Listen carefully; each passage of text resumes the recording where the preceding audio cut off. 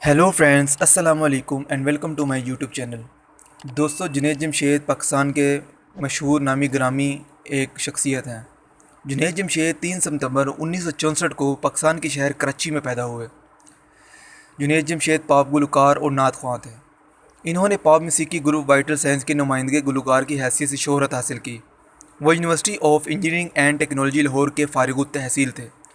1987 में दिल दिल पाकिस्तान की रिलीज़ के साथ ही वो शोहरत की बुलंदियों तक पहुंच गए। इनकी पॉप गुलकारी के दौर में मंदरजा झैल एल्बम रिलीज़ हुई। Junaid Jamshed of vital science 1994, इस राह पर 1999 और दिल की बात 2002। 1994 में आपकी पहली गानों की एल्बम मंजर आम पर आई।